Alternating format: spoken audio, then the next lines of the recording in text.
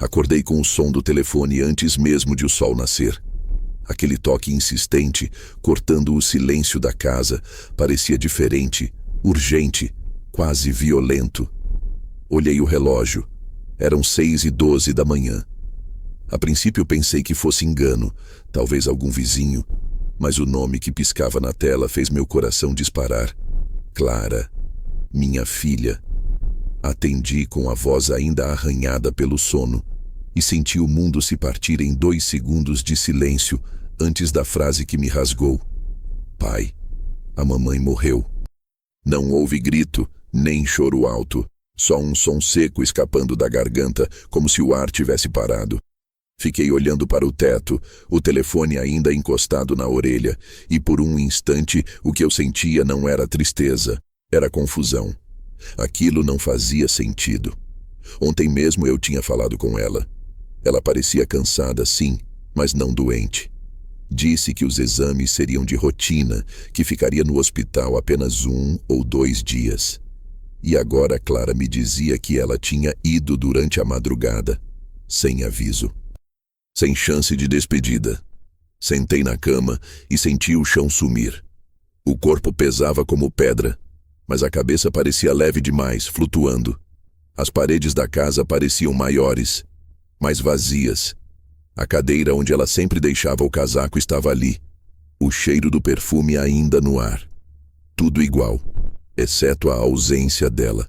Clara falava alguma coisa sobre o hospital, sobre papéis, sobre a liberação, mas eu não ouvia direito. Só consegui dizer, estou indo, e desligar. Não chorei. Ainda não. Peguei a primeira roupa que encontrei, uma camisa amassada e o casaco velho que ela vivia pedindo para eu jogar fora. Quando saí de casa, a rua ainda estava meio escura, coberta por aquela luz fria de inverno. O ar cheirava a chuva, mas eu não senti frio. Só um vazio que batia no estômago. No caminho, as lembranças começaram a se misturar. O dia em que nos conhecemos no baile da cidade, o casamento simples, o nascimento de Clara. Eu pensava em tudo isso como quem segura uma corda velha tentando não cair de um penhasco. Cheguei ao hospital em menos de 20 minutos, mas cada passo dentro daquele prédio parecia uma eternidade.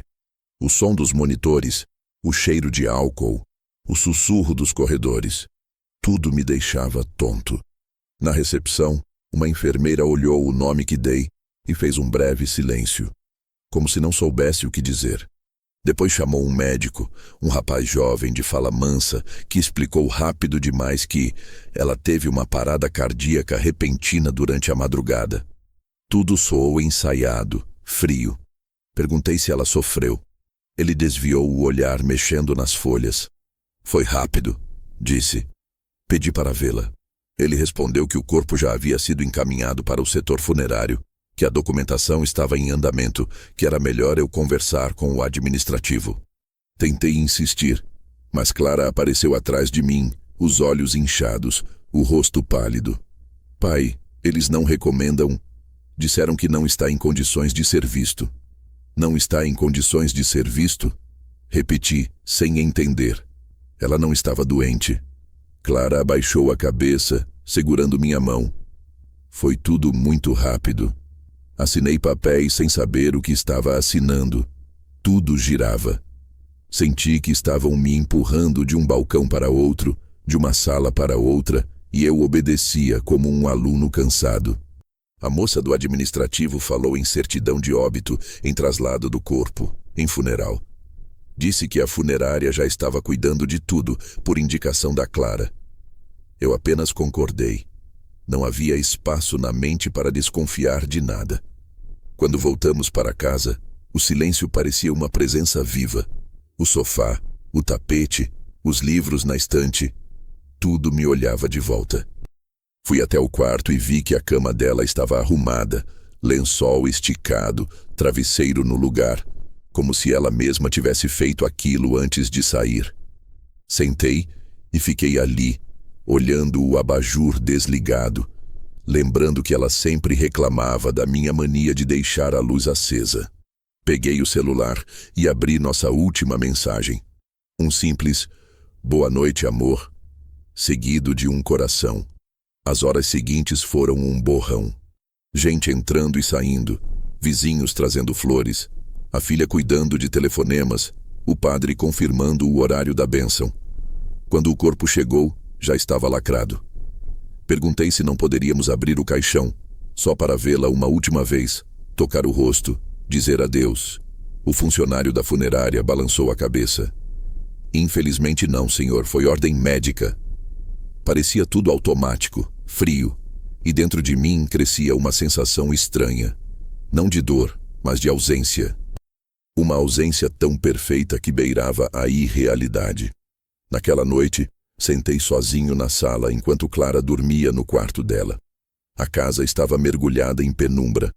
Sobre a mesa, o atestado de óbito. Olhei a data e percebi algo que me fez estremecer. O documento registrava o falecimento às 2h47 da madrugada, mas o hospital havia me ligado apenas depois das 6. 3 horas de intervalo. Não entendi o motivo, nem tinha forças para pensar. Fechei os olhos e deixei o corpo cair no sofá. Pela primeira vez em décadas, a casa parecia estranha para mim, como se não fosse minha. No fundo, porém, algo em mim sabia que aquela história não estava completa, que havia mais por trás da pressa, do silêncio, do caixão fechado. Eu não queria acreditar, mas aquela madrugada não levara apenas minha esposa. Tinha levado algo da verdade junto. E foi nessa mesma casa, 2 dias depois, que o telefone voltaria a tocar. Só que dessa vez, quem ligava não era minha filha, nem o hospital. Era o gerente do banco. E a história, que eu achava ter terminado com a morte dela, na verdade, estava apenas começando. Voltei ao hospital 2 dias depois do enterro. Não porque eu quisesse reviver aquele pesadelo, mas porque algo dentro de mim continuava insistindo que havia pontas soltas. Dormi pouco desde então, e quando dormia, via sempre a mesma imagem. O caixão fechado, a tampa lacrada com fitas brancas e a enfermeira evitando meus olhos quando perguntei se ela sofreu. Era como um eco que não cessava. Eu precisava entender, mesmo que a explicação me destruísse. Entrei pelo mesmo corredor frio, as paredes brancas parecendo ainda mais pálidas à luz da manhã. O mesmo recepcionista estava lá, o mesmo sorriso burocrático. Disse meu nome e o da minha esposa. Ele digitou algo no computador e fez uma pausa breve, longa o suficiente para me deixar desconfortável. O senhor é o marido, certo? Balancei a cabeça. Preciso do prontuário completo e da certidão médica do óbito. Só para registrar no cartório. Ele chamou outra funcionária, cochichou algo e depois sumiu nos fundos. Minutos se arrastaram até que uma enfermeira apareceu com uma pasta nas mãos. Infelizmente não podemos liberar tudo, senhor. Apenas uma cópia resumida. O restante está arquivado por confidencialidade médica. Peguei o envelope e agradeci, mas minha mente já não estava calma. A palavra confidencialidade me incomodou. Era um termo que parecia esconder mais do que proteger. Abri o papel ainda no corredor e o que vi me deixou confuso. A hora de entrada no hospital constava como 19h42, mas eu mesmo a levei lá às 18h. E o horário do óbito, o tal 2h47, não trazia a assinatura do médico plantonista, apenas um carimbo genérico. Perguntei pelo doutor que a atendeu, o jovem de barba rala que me deu a notícia. Ele não está mais conosco, disse a enfermeira. Saiu na sexta-feira. Era segunda. A partir dali, comecei a reparar em detalhes que antes tinham passado despercebidos. Nenhum dos enfermeiros que eu vira naquela noite parecia estar de plantão. O quarto onde ela ficou estava vazio, lençóis trocados, sem nome na porta. Pedi para ver a ficha de internação e me disseram que o sistema havia sido atualizado, que alguns registros antigos haviam sido migrados. Tudo soava limpo demais, como se alguém tivesse passado uma borracha. Antes de sair, parei em frente à capela do hospital. Era pequena, silenciosa, e o cheiro de vela misturava-se ao de desinfetante. Sentei num banco e deixei a cabeça pender.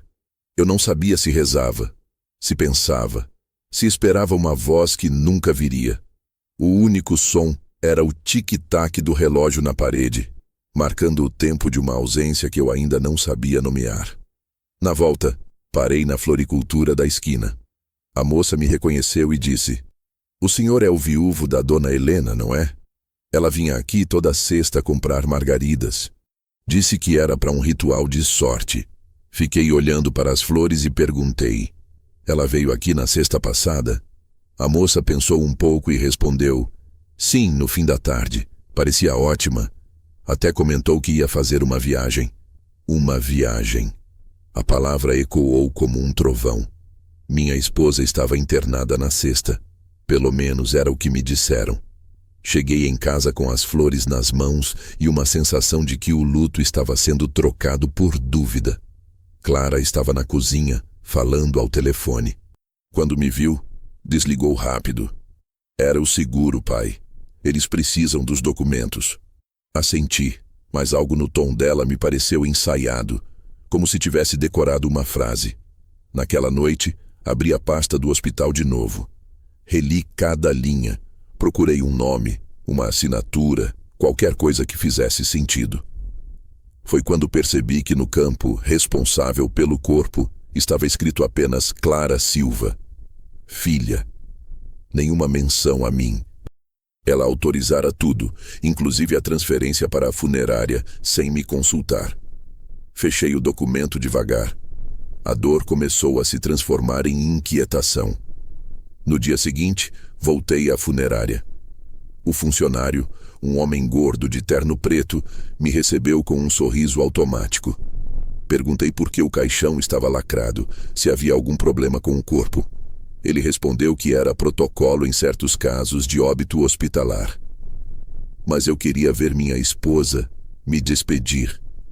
Ele deu de ombros. "O senhor teria de ter solicitado antes do fechamento e a filha preferiu manter assim." A filha. De novo ela. Sempre ela tomando as decisões, assinando, escolhendo, e eu, o marido, apenas aceitando.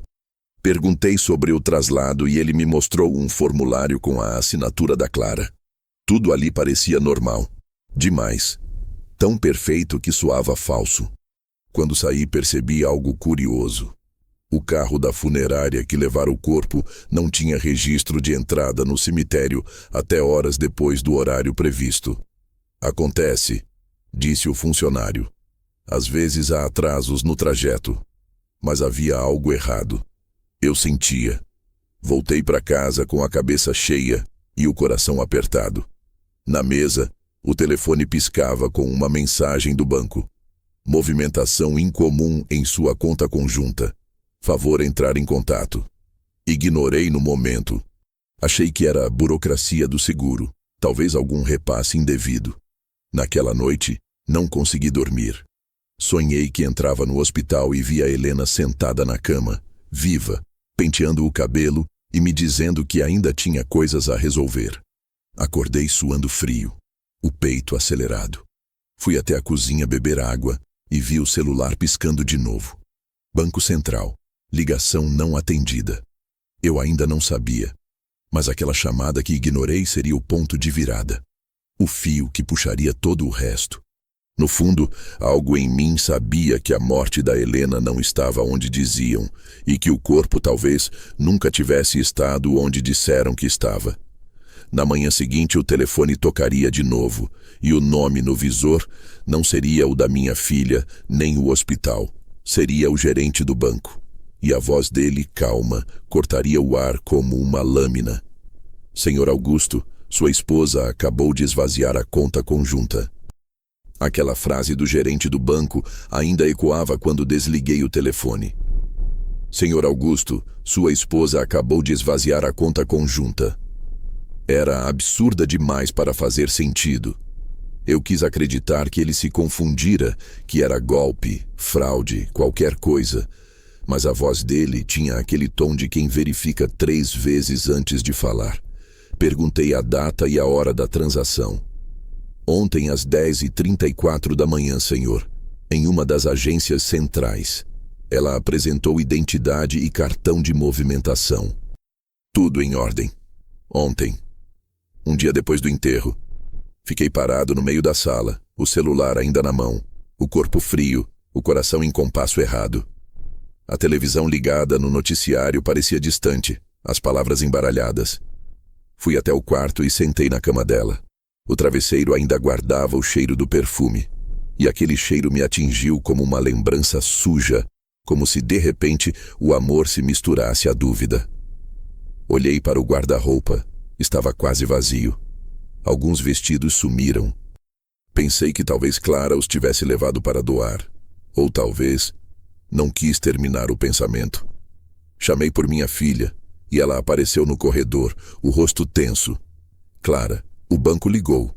Ela desviou o olhar. Ah, eu também recebi uma notificação.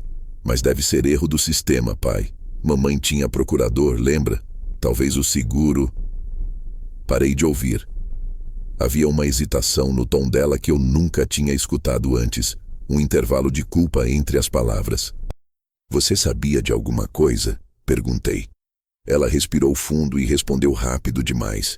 Não, claro que não. Pai, por favor, você precisa descansar. Você está em choque e está ouvindo mal. Aquelas palavras foram como uma segunda morte. Não só eu havia perdido minha esposa. Agora eu via minha filha construindo muros entre nós. Senti o ar se rarear. Vou ao banco amanhã, falei, e subi para o quarto sem esperar resposta. Na manhã seguinte acordei antes do sol. Tomei café frio, vesti a mesma roupa do velório e fui à agência.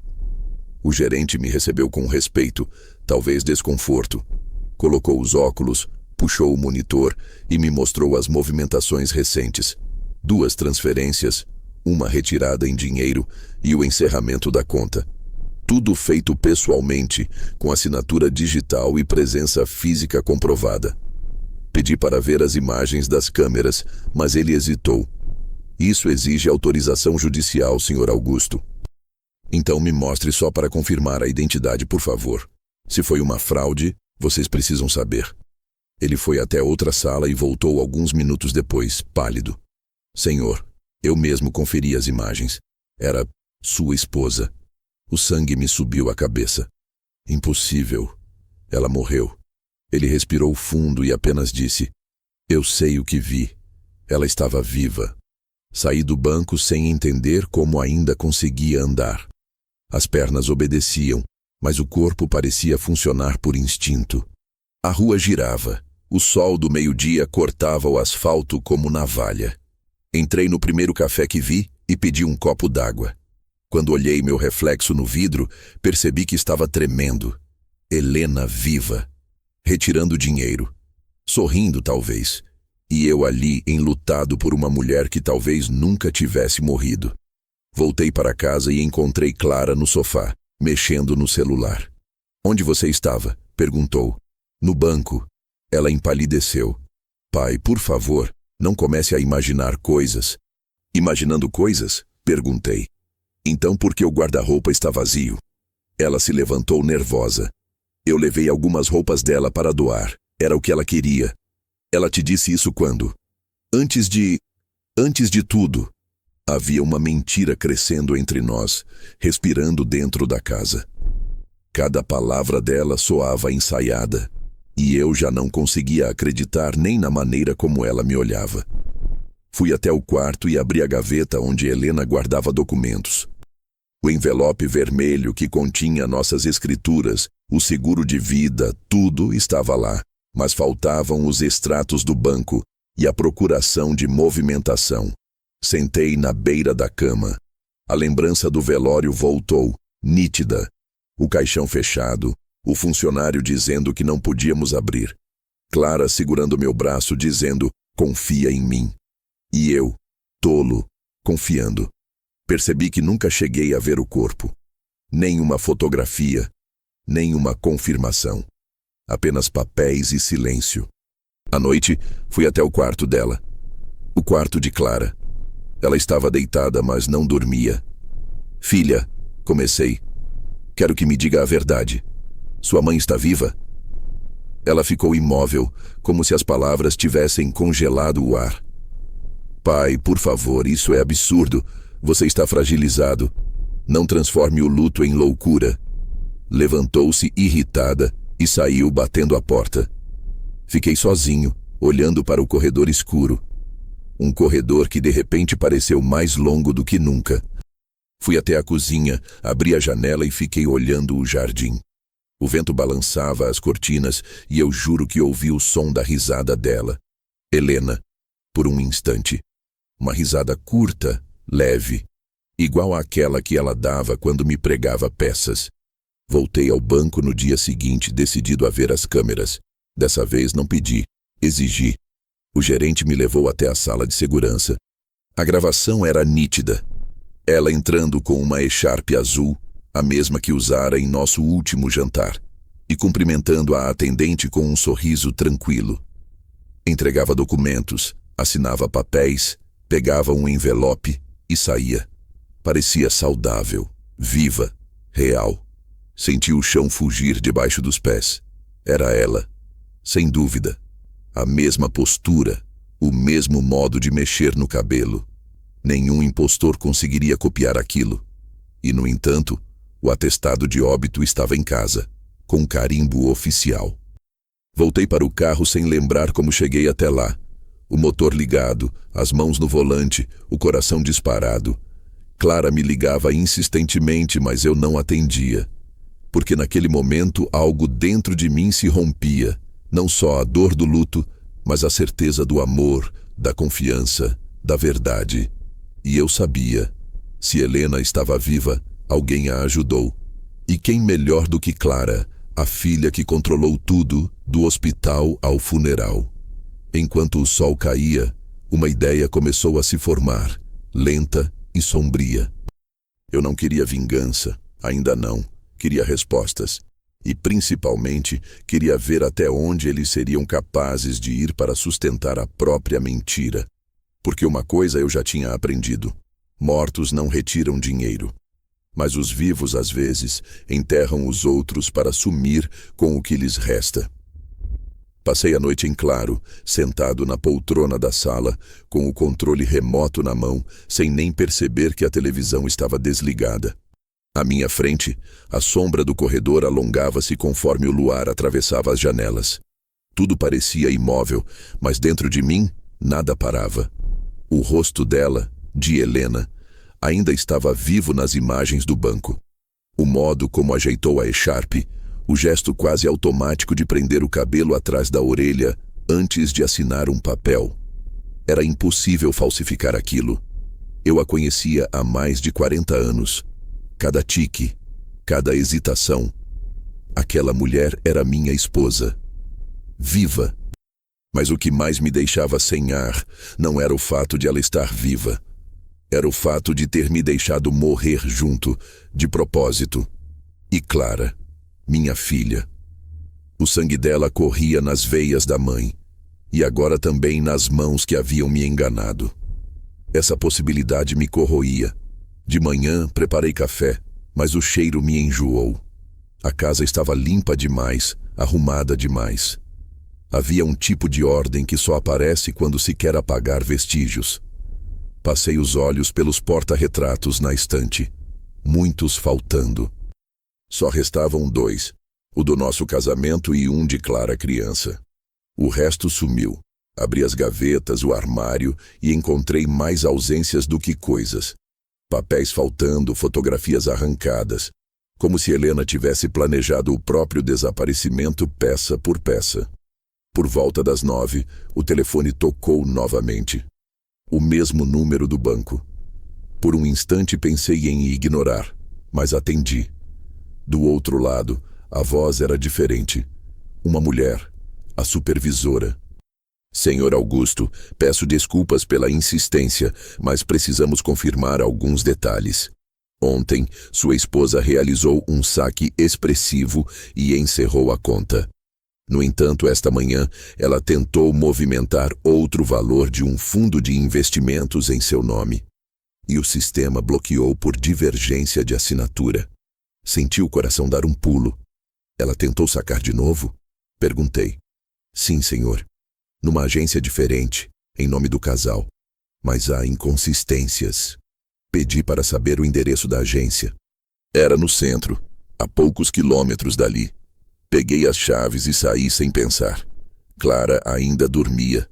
Não deixei bilhete. O trânsito parecia mais lento que o normal. Cada semáforo vermelho me fazia relembrar fragmentos. O hospital, o atestado, o velório, o sorriso falso de Clara ao meu lado. Quando cheguei, o relógio marcava 9h57. Entrei no banco e pedi para falar com a gerente responsável. Uma mulher de meia idade, expressão preocupada. Ela me levou até a sala de câmeras. As imagens de hoje ainda estão sendo baixadas, mas a de ontem o senhor já viu, certo? Sim, respondi. Preciso ver as de agora. Esperamos alguns minutos até que o técnico trouxe o vídeo. E lá estava novamente. A mesma echarpe azul, o mesmo andar calmo. Mas algo chamava a atenção. Ela não olhava para a câmera, usava óculos escuros e parecia apressada. Ao fundo, uma sombra passava, alguém segurando uma pasta preta. Pausei o vídeo. Aproxime, pedi. O rosto parcialmente visível atrás dela, por uma fração de segundo, era o da minha filha. O sangue pareceu sumir do corpo. Pode voltar alguns segundos? O técnico voltou. Era ela, sem dúvida. Clara, disfarçada com um boné, olhando em volta. A gerente franziu o senho. O senhor conhece essa pessoa? Sim, respondi. É minha filha. De repente, tudo fazia sentido e, ao mesmo tempo, nada fazia. Senti o chão se mover. As duas, mãe e filha, agindo juntas. O hospital, a funerária, a pressa, o caixão fechado. O teatro perfeito para encerrar uma vida e começar outra. Vocês podem me fornecer uma cópia disso? Perguntei. A gerente hesitou. Apenas com autorização judicial. Respirei fundo. Então me mande por e-mail, ao menos o registro do horário. O resto, eu resolvo. Saí dali com o corpo trêmulo, mas a mente desperta. Andei pelas ruas sem destino até que percebi que segurava o celular com força demais. A tela mostrava dezenas de ligações perdidas, todas de Clara. Não atendi. Fui até um pequeno restaurante de esquina, pedi um café e sentei no fundo, onde ninguém pudesse me ver. Precisava pensar. Enquanto o vapor do café subia, comecei a lembrar das últimas semanas antes da suposta internação. Helena andava estranha, distante, econômica, com palavras, desligando o telefone quando eu entrava na sala. Um dia, recebi mensagem de um número desconhecido dizendo: "Ela não é quem você pensa que é." Achei que fosse trote.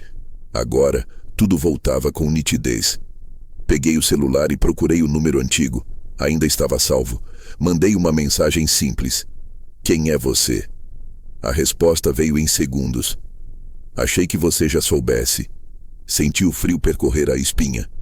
"Onde ela está?" Digitei. Nenhuma resposta. Só um "visto às 10h22. Quando voltei para casa, Clara me esperava na sala. O rosto abatido, mas os olhos vermelhos de quem chorou demais. Ou fingiu chorar. "Pai, precisamos conversar." Não respondi. Coloquei as chaves sobre a mesa e esperei. Ela hesitou, depois disse: "O banco me ligou. Disseram que você foi lá, que está confuso.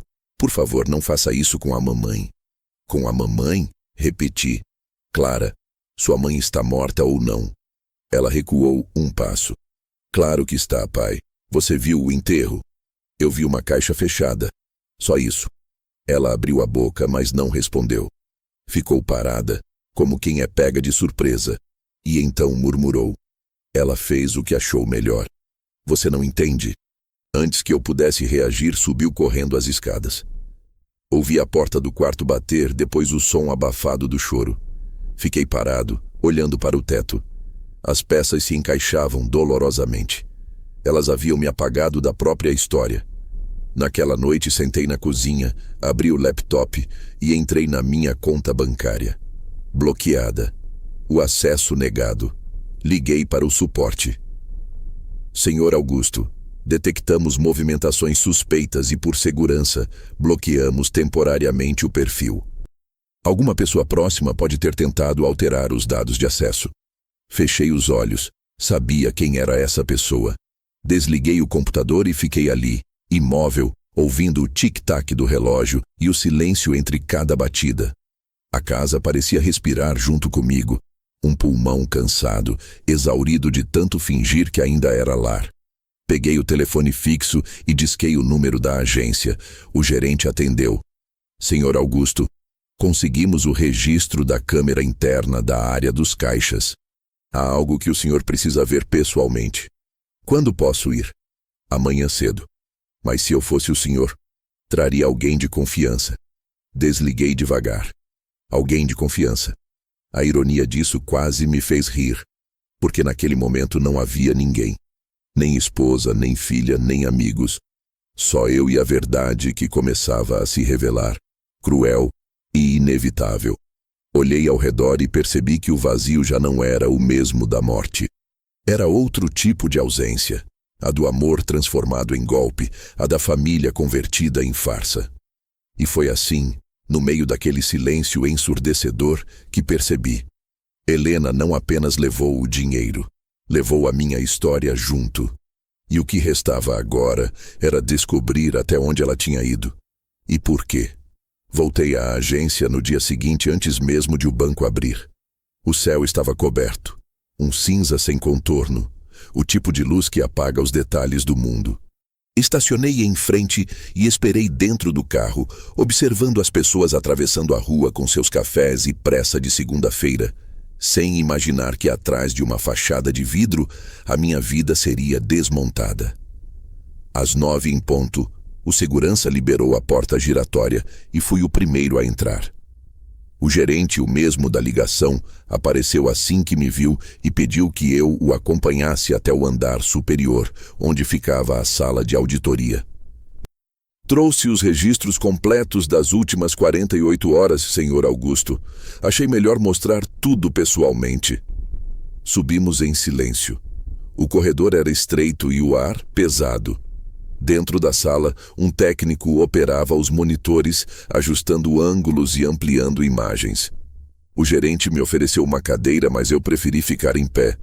O senhor quer ver o trecho de ontem primeiro? Quero ver tudo, respondi. Ele assentiu e sinalizou para o técnico iniciar a gravação.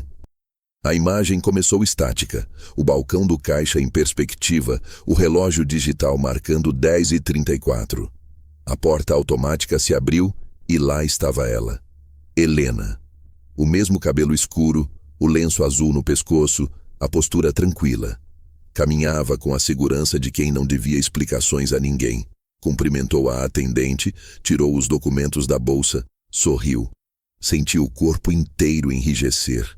Ela parecia bem, saudável, até mais jovem do que eu lembrava. O gerente olhou para mim, mas eu não consegui desviar os olhos.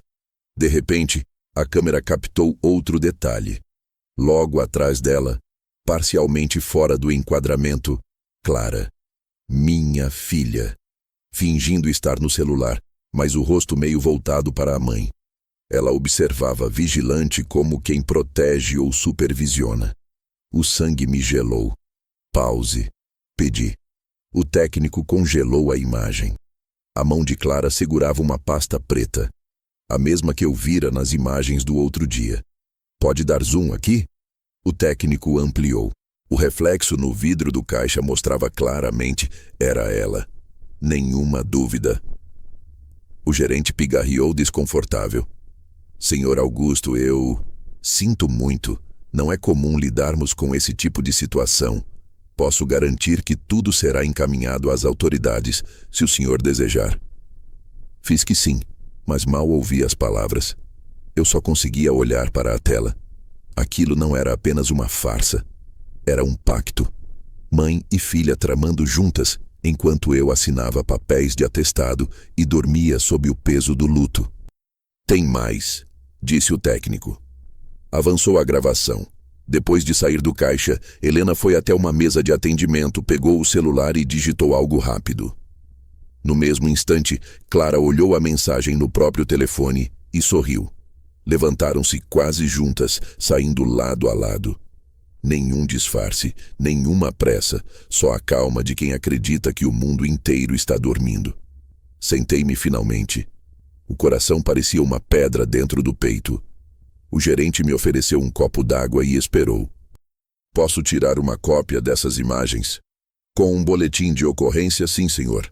Posso até preparar o pedido. Agradeci, mas minha mente já estava em outro lugar. O senhor sabe para onde ela foi depois disso? Perguntei. Ele consultou o sistema.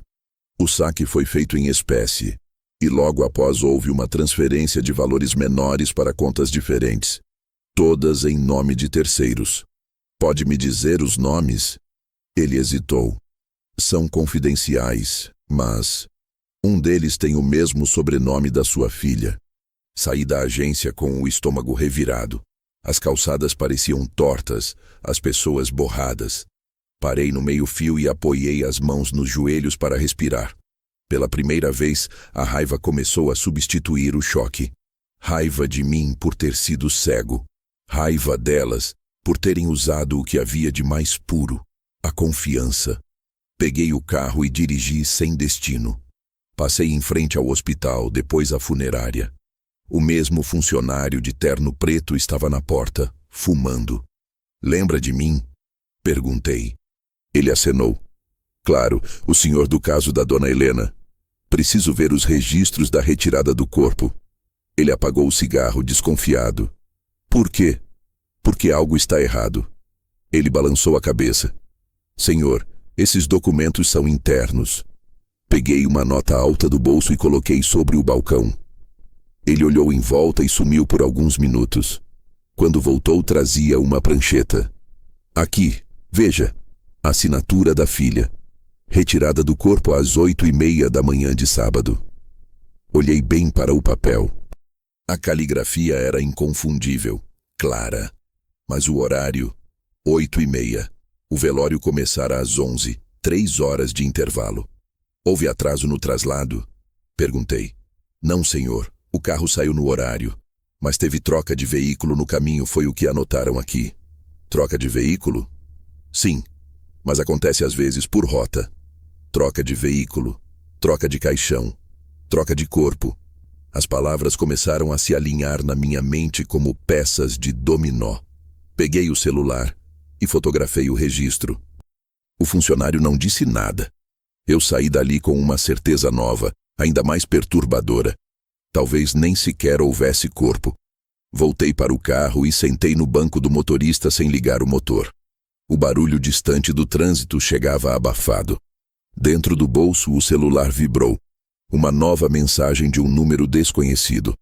Pare de procurar. Ela está bem. Nenhum nome, nenhuma explicação. Só isso. Aquela noite, quando cheguei em casa, Clara não estava. No quarto dela, a cama estava desfeita e o armário parcialmente vazio. Nenhum bilhete, nenhuma tentativa de justificar. Apenas ausência. O mesmo tipo de ausência que Helena havia deixado. Fiquei na sala, imóvel, olhando o relógio andar. Por volta das 11, o telefone tocou de novo. O número era do banco, mas a voz do outro lado era de um homem diferente, com um sotaque que eu não reconheci. Senhor Augusto? Sim. Estamos investigando as movimentações recentes. Há transferências que parecem ter sido redirecionadas para contas offshore. Se o senhor permitir, precisamos que venha amanhã para registrar declaração formal. Desliguei devagar. O peso daquela informação me afundou. Não era apenas fuga.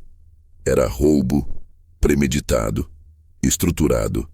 E agora, com a filha envolvida, tornava-se uma traição em família. Subi para o quarto e sentei na beira da cama. A echarpe azul dela ainda estava pendurada no espelho, esquecida. Peguei o tecido nas mãos. O cheiro era o mesmo das imagens.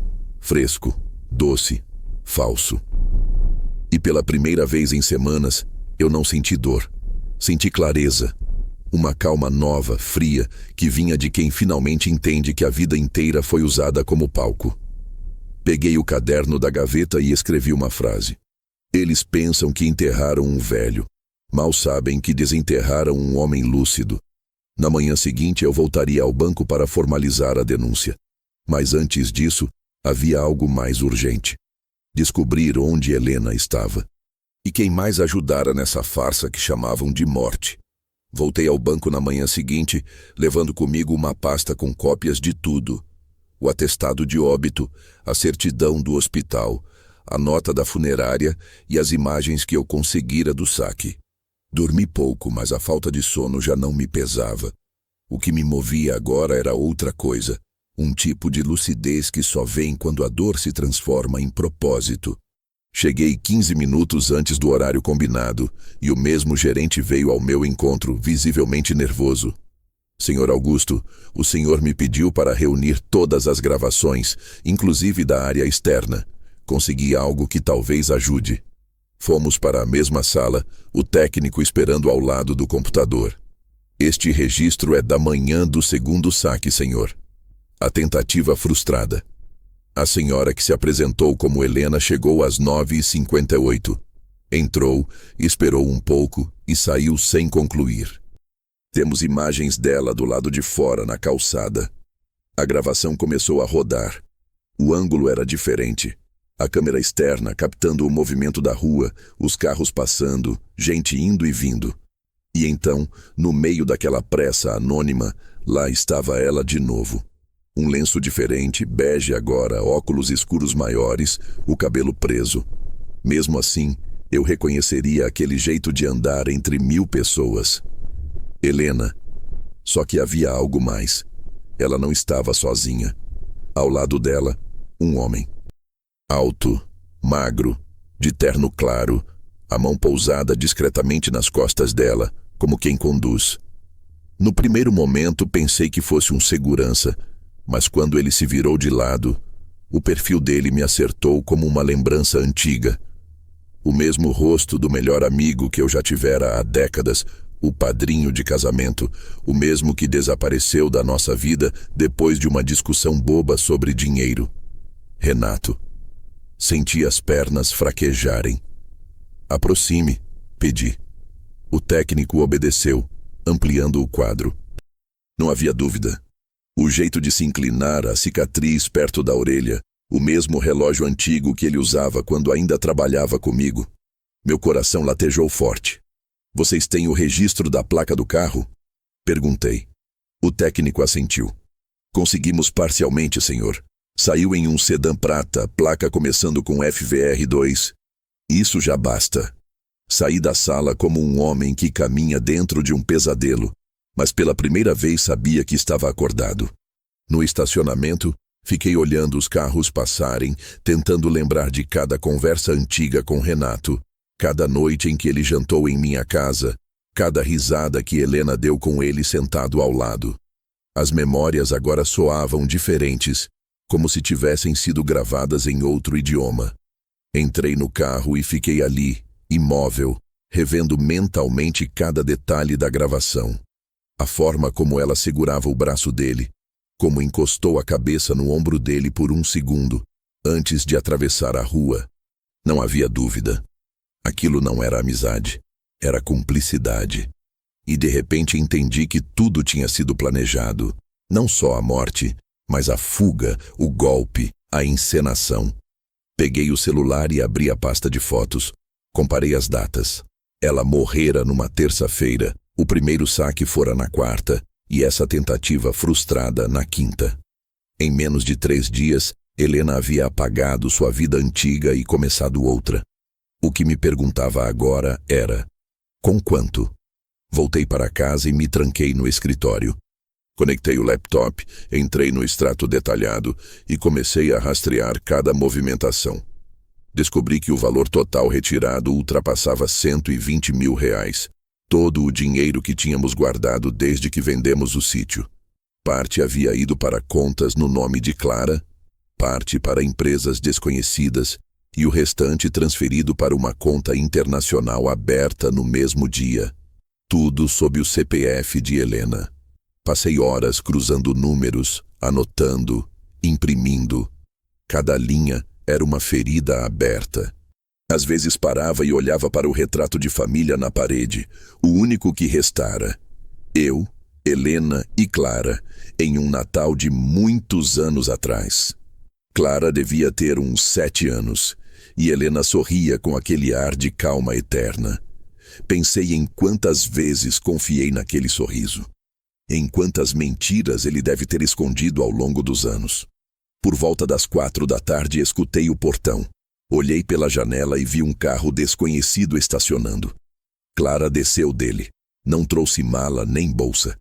Entrou sem bater, os olhos vermelhos, mas sem lágrimas. Pai, eu sei o que você viu. Fiquei em silêncio. Ela se aproximou devagar. Eu sei que você foi ao banco e que eles te mostraram as gravações. Então é verdade, respondi. Ela abaixou a cabeça. Ela não queria que fosse assim. Disse que te amava, mas que não aguentava mais viver naquela casa, com as dívidas, com o peso. Com o peso de quê? Interrompi. De ter uma vida honesta? Ela não respondeu. Onde ela está, Clara? Não posso dizer. Não pode ou não quer. Pai, ela me prometeu que era só por um tempo, que depois mandaria notícias, que você ficaria bem. Ela fingiu a própria morte, Clara. Minha voz finalmente saiu. Alta, seca. Ela me fez enterrar um caixão vazio. Você não entende, gritou ela. Ela estava sufocada. Disse que o senhor nunca a deixaria sair. Fiquei olhando para a filha que criei e percebi que não a reconhecia mais. Ela me roubou, Clara, e você ajudou. Ela deu um passo para trás. Foi só dinheiro. Dinheiro, repeti. Dinheiro é o que compra flores no velório falso da mulher que você ajudou a desaparecer. Ela começou a chorar, mas eu não conseguia sentir pena. Tudo o que restava era uma clareza cortante. Sai da minha casa, disse. Agora. Pai, por favor, sai. Ela obedeceu. Ouvi o portão bater. Fiquei sozinho de novo, o som do carro dela desaparecendo na distância. O silêncio que sobrou não era o mesmo de antes. Era um silêncio vivo, pulsante, quase elétrico. O tipo que antecede uma decisão. Peguei o telefone e liguei para um antigo colega que trabalhava na Polícia Civil. Contei o básico, sem emoção. Ele me pediu para enviar as cópias das imagens e do atestado de óbito. Isso é grave, Augusto. Você tem noção do que significa falsificar documento médico e movimentar conta conjunta pós-óbito? Tenho, respondi, e quero que ela saiba também. Desliguei e olhei de novo para a echarpe pendurada no espelho. Peguei-a nas mãos e joguei no lixo. Pela primeira vez, o cheiro não me trouxe lembranças. Só nojo. Naquela noite, sentei na varanda com uma garrafa de vinho barato e o som distante da cidade. Pensei em tudo o que ela havia feito. Desaparecer, levar o dinheiro, manipular nossa filha, talvez até usar Renato como cúmplice. Mas o que ela não imaginava era que eu ainda tinha acesso a algo que ela não podia apagar. Meu nome nas escrituras, os comprovantes de depósito e um resto de dignidade que o golpe não levou. E foi ali, sob o som de um trovão ao longe, que decidi que não a buscaria mais. Não por enquanto. Eu deixaria que ela acreditasse que eu era o velho destruído que enterraram. Porque às vezes, o melhor modo de começar uma caçada é fingindo estar morto também. Nos dias seguintes aprendi a conviver com o silêncio como quem aprende a afiar uma lâmina. A cada amanhecer, o mesmo ritual. Café amargo, jornal dobrado sobre a mesa e o som do relógio marcando o tempo de uma vida que agora era outra. Não havia mais luto, havia foco. Eu não queria apenas entender o que elas tinham feito. Queria descobrir como e com quem. A primeira coisa que fiz foi voltar ao hospital. Já não como viúvo, mas como investigador. Entrei fingindo procurar um relatório complementar do óbito da Helena e a recepcionista me atendeu sem suspeitar. Mostrei a certidão. Pedi acesso ao prontuário completo. Ela hesitou. Disse que eu precisaria de uma autorização judicial. Mas sou o marido. Insisti. Sou o responsável legal. Ela se desculpou. Alegou que os registros haviam sido digitalizados e enviados para o arquivo central. A mesma desculpa da outra vez. Saí de lá e fui direto ao prédio do arquivo municipal. Demorei 1 hora para convencer um funcionário a procurar no sistema. Quando finalmente encontrou o registro, percebi a peça que faltava. O médico que assinou o atestado não existia. Nome falso. CRM inexistente. E o carimbo? Também irregular. Fiz uma cópia do documento e guardei. Saí dali tremendo, não de medo, mas de adrenalina. De noite liguei para meu antigo colega da polícia, o Franco. Ele trabalhava no setor de fraudes e devia um favor a mim desde os tempos em que ajudei seu pai a resolver uma briga de herança. Isso é grande, Augusto, disse ele, depois de ouvir tudo. Falsificação médica, movimentação ilegal de contas conjuntas, fraude bancária, seguro de vida. Se for tudo verdade, ela não só desapareceu, ela se reinventou. E minha filha? Perguntei. Talvez cúmplice, mas dá para saber com um rastreio de transações. Enviei os extratos e cópias das gravações. Ele prometeu verificar discretamente. Enquanto isso, comecei a mapear os rastros por conta própria. O carro que Helena usara, o sedã prata, estava registrado em nome de uma pequena empresa de turismo de São Paulo, chamada R&T Consultoria Viagens. Fiz uma busca rápida e descobri que o R era de Renato, e o T, muito provavelmente, de Teresa, o segundo nome de Helena. A audácia daquilo me revoltou e, ao mesmo tempo, me fascinou. Eles haviam criado uma fachada comercial para lavar o dinheiro da fuga. Passei dias analisando cada movimento, cada transferência. Uma delas chamou a atenção. Uma remessa de R$20 mil para uma conta no litoral, cidade pequena, de onde Helena sempre falava com carinho. Um lugar chamado Garopas, onde costumávamos passar verões quando Clara ainda usava trancinhas. Aquilo não podia ser coincidência. Peguei o carro ao amanhecer. Dirigir por aquelas estradas vazias me devolveu algo que eu tinha esquecido. A sensação de controle. Quando o GPS avisou que eu estava a 15 minutos do destino, o coração acelerou. A cidade era minúscula, com ruas de paralelepípedo e cheiro de maresia. Parei no primeiro café que encontrei e comecei a observar. Gente simples, pescadores, turistas eventuais. Pedi um expresso e deixei a conversa fluir com o garçom. "O senhor é novo por aqui?" "Mais ou menos", respondi. "Vim rever uns amigos antigos, um casal. Talvez morem por perto." "Ah, aqui todo mundo se conhece. Como se chamam?" Pensei um segundo antes de responder. "Renato e Teresa." O garçom riu. "Olha só, o casal novo do sobrado azul. Chegaram faz umas semanas. Gente discreta, paga tudo em dinheiro. Estranho é que a mulher vive de óculos escuros, mesmo de noite. Acho que tem medo de ser reconhecida." O sangue me gelou. Paguei o café e saí devagar, tentando não tremer. Segui pelas ruas até encontrar a casa. Não havia dúvida. O sobrado azul de esquina, cortinas fechadas, carro prata estacionado na garagem. O mesmo carro das imagens. Fiquei parado do outro lado da rua, observando. Vi uma sombra mover-se por trás das janelas. Depois uma risada. A mesma risada que conhecia desde o início da minha vida adulta. Ela estava ali, viva, e em companhia de outro homem, no mesmo lar que um dia foi o sonho da nossa família. Poderia ter atravessado a rua naquele instante e batido a porta, feito escândalo. Mas não. Eu aprendi com eles. O poder não está no barulho, está no tempo. Voltei para o carro e fiquei ali, observando até o sol cair. Às 8 da noite, vi quando apagaram as luzes. De volta ao hotel, mandei mensagem para Franco com o endereço e as fotos que tirei discretamente. "Localizei", escrevi. Ele respondeu minutos depois. "Deixe comigo. Vamos agir certo. Você só observa." Mas eu sabia que não conseguiria apenas observar. Dormi pouco e acordei antes do amanhecer.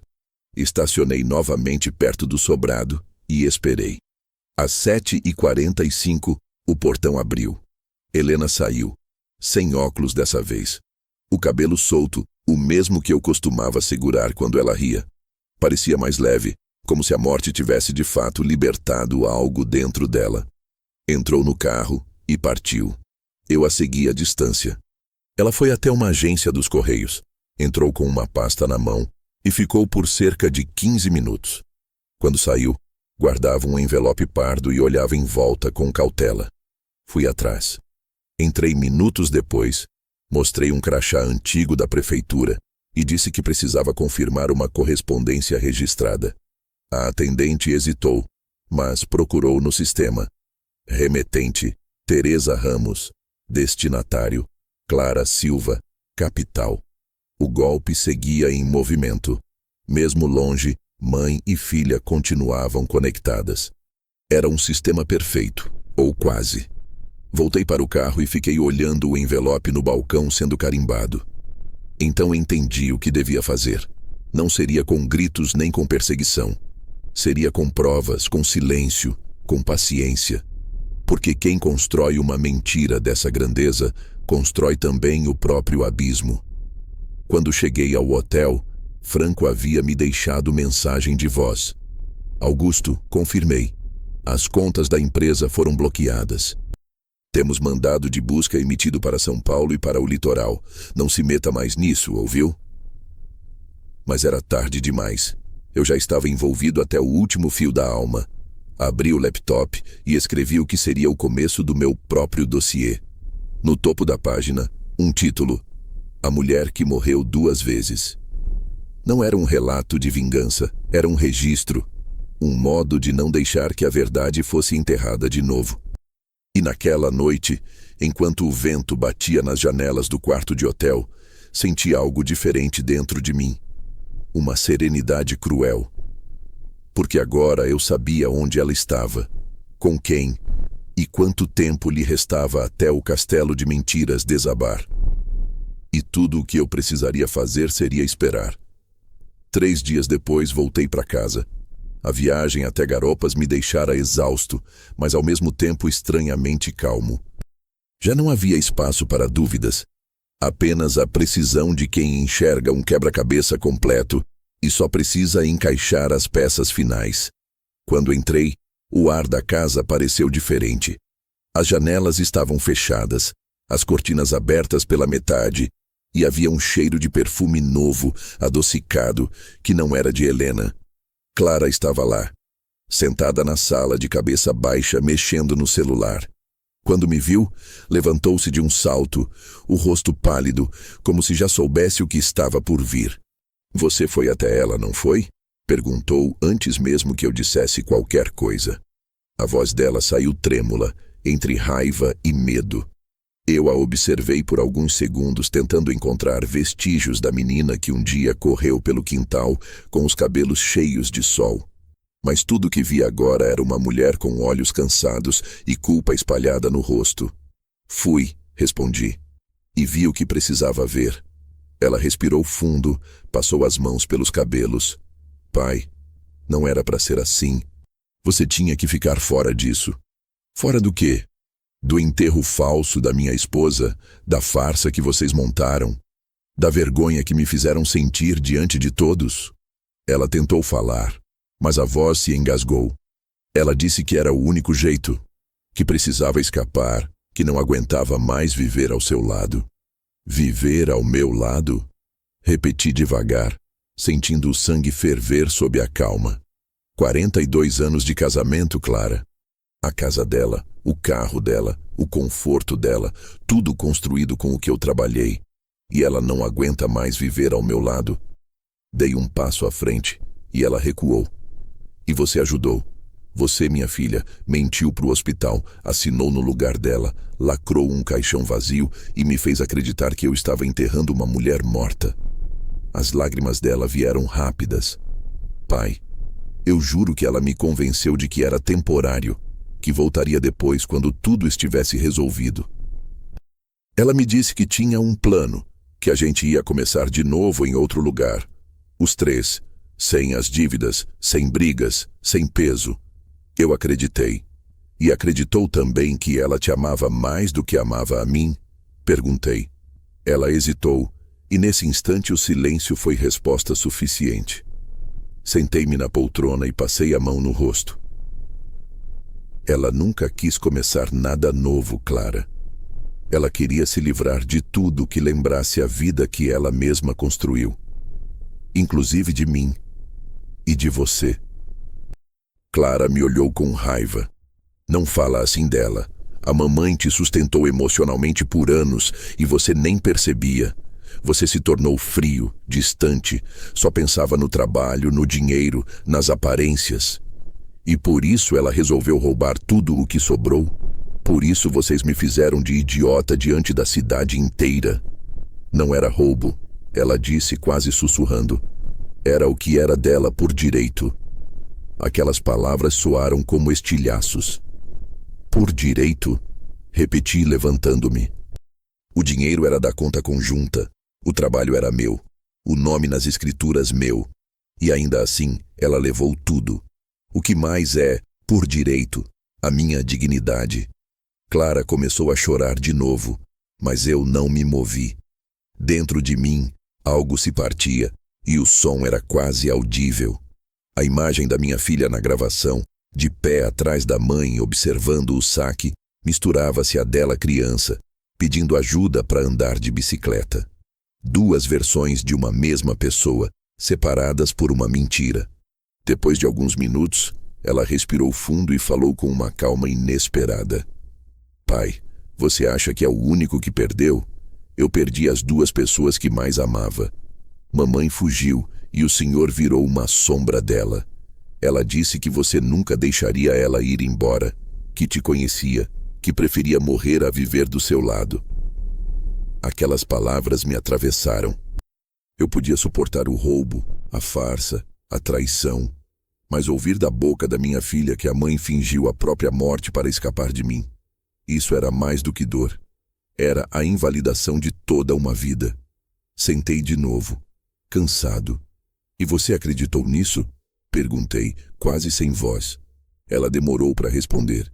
Quis acreditar, porque era mais fácil achar que ela estava buscando liberdade do que admitir que estava enganando a gente. Enganando a gente. Corrigi. Não. Enganando a mim. Você sabia. Participou. Ela abaixou a cabeça. Sim, disse por fim. Eu ajudei. O mundo pareceu parar por um segundo. Tudo o que restava era o som do relógio na parede. Por quê, Clara? Perguntei. Por amor, respondeu. Mas o amor errado. As lágrimas vieram sem esforço, silenciosas. E ali, pela primeira vez, percebi que ela também era vítima de uma mãe manipuladora, de um enredo construído com calma e crueldade. Helena a usou como usou a mim. A diferença é que com ela funcionou. Ela te prometeu o quê? Perguntei. Dinheiro, segurança. Disse que me deixaria parte do que levou para eu recomeçar. E deixou? Ela balançou a cabeça, negando. Nada. Depois que fugiu, não respondeu mais. Só uma mensagem há 2 semanas. Está feito. Não olhe para trás. Ficamos em silêncio. 2 sobreviventes de uma mentira, até que ela disse algo que me fez gelar. Pai, eu acho que ela vai voltar. Voltar? Perguntei. Sim. Ela mandou mensagem ontem à noite.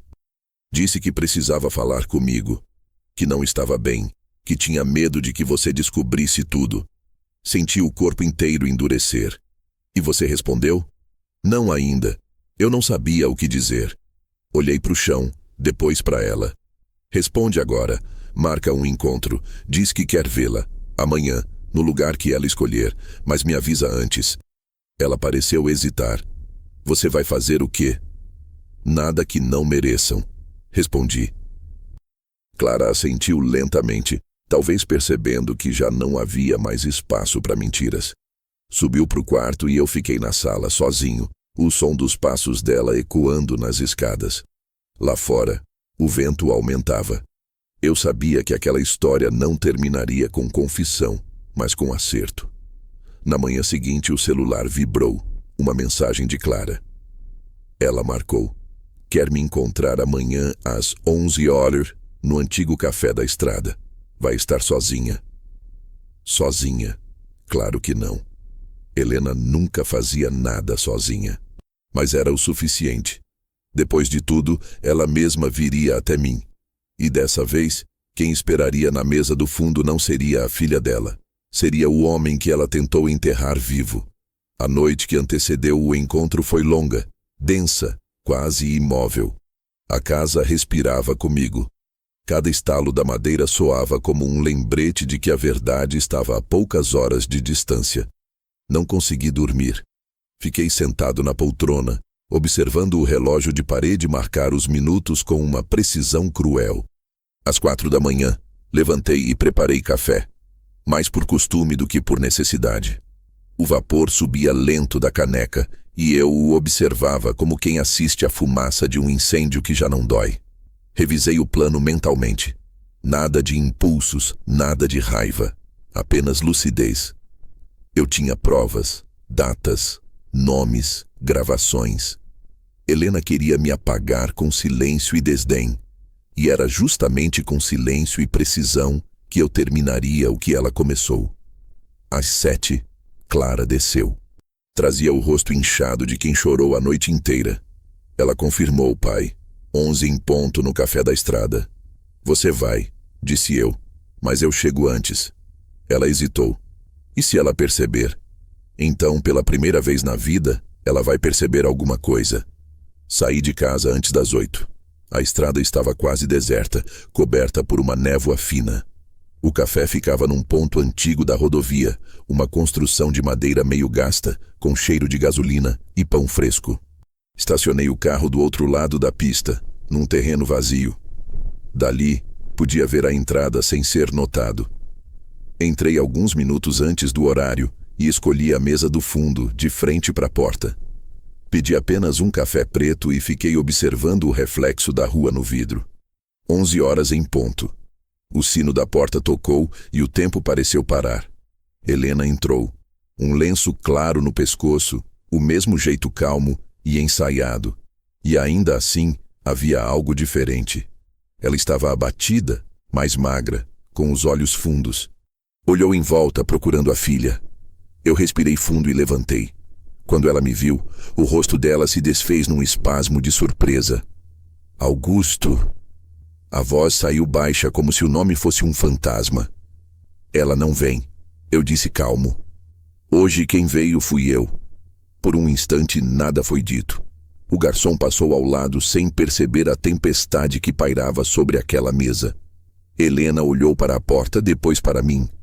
Eu só queria conversar com Clara, disse.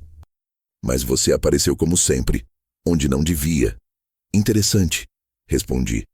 A última vez que ouvi sua voz, disseram que era impossível, que o corpo estava em más condições. Lembra? Ela abaixou a cabeça. Eu não planejei assim. Não? Então me explica. O atestado falso, o caixão lacrado, o dinheiro retirado, o homem que te acompanhava. Nada disso foi planejado? Helena suspirou. E por um momento vi a mulher que eu amei. Não a cúmplice de um golpe, mas a companheira de uma vida inteira. Eu precisava sair, Augusto. Você me sufocava. Eu me sentia invisível. Eu tentei conversar, tentei te deixar, mas você sempre dizia que eu não sobreviveria sem você. Então eu provei o contrário. Fingindo morrer? Perguntei, rindo de incredulidade. É isso que chama de prova? Eu ia te devolver o dinheiro, disse ela, a voz tremendo. Renato só queria me ajudar. Eu ia mandar parte para Clara e sumir, mas as coisas fugiram do controle. Ah, claro, falei devagar. As coisas fugiram do controle. O amor, o casamento, a moral, o respeito, o caráter. Tudo acidentalmente fugiu do controle. Ela levantou o olhar e me encarou.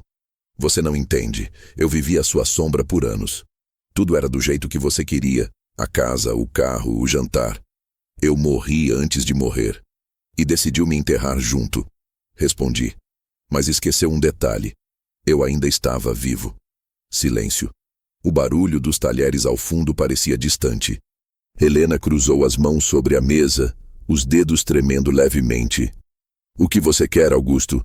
Dinheiro de volta? Justiça? Quer me ver presa? Não, disse. Quero te ver enfrentando o que construiu. Abri a pasta que trouxera comigo e empurrei na direção dela. Dentro, cópias das gravações, dos extratos, do registro do hospital, da empresa de fachada com o nome de Renato. Está tudo aqui.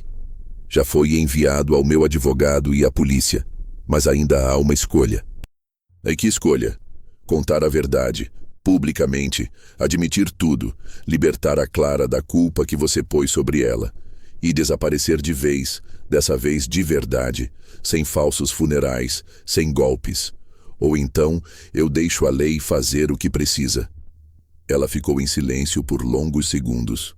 O garçom trouxe o café dela sem que ela pedisse.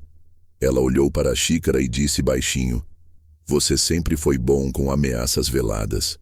Não é ameaça, Helena. É justiça. Ela sorriu, um sorriso breve, cansado, quase humano. E você acha que vai se sentir melhor depois? Não, respondi, mas finalmente vou dormir em paz. Ela pegou a pasta, folheou algumas folhas e percebi que as mãos tremiam mais do que a voz. Você não vai conseguir viver com isso, Augusto. Vai me matar em público e continuar sendo o mesmo homem frio e solitário. Talvez, falei, mas pelo menos desta vez será verdade. Levantei-me e deixei dinheiro sobre a mesa. Ela tentou me chamar, mas não olhei para trás.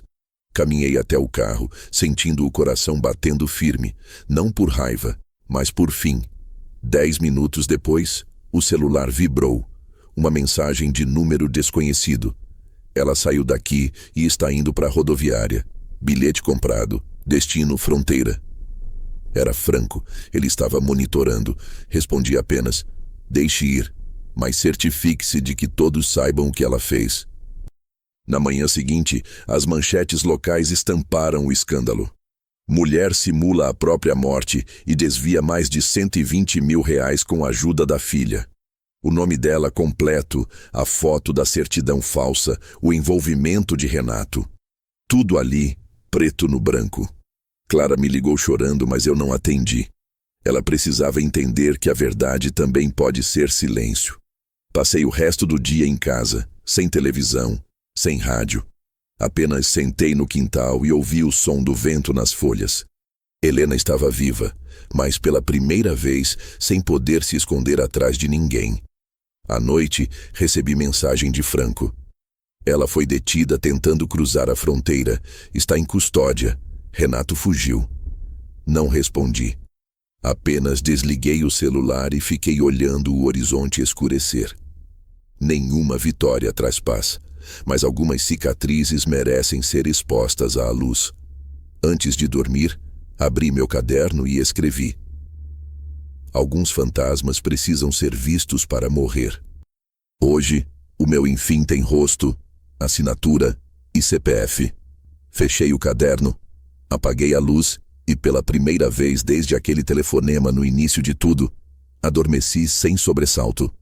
Mas o destino ainda guardava uma última visita, porque no dia seguinte, antes do sol nascer, bateriam à minha porta. E quem estava lá não era a polícia, nem Helena. Era Clara. E nos olhos dela havia algo que eu ainda não conhecia: arrependimento verdadeiro. O som das batidas na porta me despertou antes mesmo que o sol rompesse o horizonte. 3 toques secos, espaçados, como se quem estivesse do outro lado não tivesse certeza se queria ser atendido. Vesti o roupão, caminhei até o corredor e parei por um instante, ouvindo o silêncio da casa. Nenhum barulho, nenhum carro passando. Quando abri, Clara estava ali, pálida, os olhos inchados, segurando um envelope amassado nas mãos. Por um segundo, não consegui dizer nada. Ela parecia menor, como se tivesse deixado parte de si no caminho até aqui. Pai.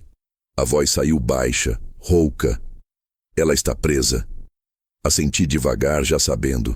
Franco me enviara a confirmação na noite anterior, mas havia algo no modo como ela falava, como se cada palavra pesasse toneladas.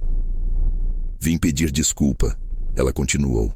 Por tudo, pelo que fiz, pelo que deixei acontecer. A mamãe me usou, mas eu deixei. Achei que era amor, e era medo. Medo de perdê-la, medo de decepcioná-la, medo de ficar sozinha. Encostei na parede, em silêncio. Ela abriu o envelope e me entregou. Dentro, uma carta, escrita à mão, papel de cadeia, a caligrafia de Helena, firme, bonita, a mesma de sempre. Li ali mesmo diante da filha. Augusto, não há nada que eu possa dizer que apague o que fiz. Não quero perdão. Fiz escolhas por orgulho, por covardia, por acreditar que ainda tinha tempo de ser livre. Mas liberdade comprada com mentira vira prisão, e agora aprendi isso. Clara não tem culpa. Eu a arrastei. Eu disse que era por amor, mas era fuga. Você nunca foi o homem ruim que pintei. Só era humano demais, e eu nunca soube lidar com quem não me idealizava. Usei sua estabilidade como âncora, e quando a maré da vida me puxou, eu mesma cortei a corda. Perdi tudo. Se houver alguma forma de te pedir algo, é só essa. Não deixe que Clara se perca por minha causa. Ela acreditou em mim, como um dia você acreditou. Eu morri 2 vezes, Augusto. A primeira quando fingi. A segunda agora, quando percebi o que matei em vocês. Cuida dela. E se ainda puder, lembra de mim como a mulher que um dia te amou, antes de se perder de si mesma. Helena. Dobrei o papel devagar. As letras tremiam diante dos meus olhos, mas não chorei. Não havia lágrimas sobrando. Entreguei a carta de volta a Clara, que chorava em silêncio. Ela queria que eu te desse, disse, antes de partir. A transferência será feita em alguns dias. Ela assinou tudo, inclusive a devolução do que restou. Disse que o dinheiro nunca foi o que importava. E para você, Clara? Perguntei. O que importa agora? Ela respirou fundo. Recomeçar, se você deixar. Olhei para ela por um longo tempo. Vi ali a mistura exata do meu sangue e do dela, Helena. O mesmo olhar que um dia me encantou e depois me destruiu. O que você espera que eu faça? Perguntei. Que te abrace e finja que nada aconteceu? Ela balançou a cabeça. Não, só que me deixe tentar ser diferente. Fiquei em silêncio. O vento entrou pela porta entreaberta, trazendo o cheiro da manhã fresco, limpo. Senta, disse enfim. Ela obedeceu. Fiz café para nós dois. O mesmo ritual que fazia quando Helena ainda estava viva, ou quando eu achava que estava. Clara segurava a xícara com as 2 mãos, como quem segura um pedido de perdão. Ela vai cumprir pena, falei, mas a pior prisão dela não vai ter grades. Clara me olhou confusa. Vai carregar o nome do que fez. Continuei. E você, a lembrança de ter ajudado. O peso é o mesmo. A diferença é o que faz depois. Ela assentiu, chorando de novo, mas em silêncio. Ficamos assim por um tempo, sem falar. O relógio da cozinha marcou 9 horas e o sol entrou pela janela, dourando a mesa. Pela primeira vez em meses, a luz não me pareceu hostil. Nos dias seguintes, a vida retomou uma aparência de normalidade. O caso estampou jornais, foi discutido na televisão, depois esquecido como tudo é esquecido. Helena foi condenada a 4 anos, mas cumpriria em regime semiaberto por bom comportamento. Renato nunca foi encontrado. Parte do dinheiro foi recuperada, outra parte nunca rastreada. E eu voltei a andar cedo, cuidar do jardim, cozinhar para mim mesmo. Não por tristeza, mas porque o silêncio agora era meu, não imposto. Clara começou a visitar aos poucos. No início, deixava flores no portão. Depois entrou, limpou a casa, reorganizou as coisas. Às vezes conversávamos sobre trivialidades, o tempo, o noticiário, o cachorro do vizinho. Outras vezes, ela apenas ficava ali, quieta. Era o jeito dela pedir perdão e o meu de aceitar. Um mês depois, recebi outra carta. De Helena, novamente. Só uma frase. Não espere por mim. Aprendi a esperar pelo nada. Guardei o papel na gaveta junto da primeira carta e nunca mais o abri. O tempo passou e o outono chegou com seu ar frio e honesto. Certa manhã saí para caminhar e percebi que pela primeira vez não pensei nela. Não como ausência, nem como dor. Só como lembrança. O sol nascia por trás das árvores e o vento soprava devagar, sem pressa. Foi nesse instante que entendi. O perdão não é o que damos aos outros, é o que damos a nós mesmos para poder continuar andando. De tarde sentei na varanda e abri o caderno, onde escrevi tudo desde o começo. Na última página, deixei as palavras que me vieram como se alguém as ditasse de dentro de mim. Eles me enterraram em vida, mas fui eu quem saiu do túmulo primeiro. Fechei o caderno, apoiei as mãos sobre ele e respirei fundo. A luz do entardecer atravessava a sala, iluminando as marcas do tempo nas paredes, nas minhas mãos, no rosto refletido no vidro da janela. A casa já não era um lugar de dor. Era o retrato de tudo o que sobrevive. E pela primeira vez desde o dia em que disseram que ela havia morrido, senti que finalmente quem estava vivo era eu.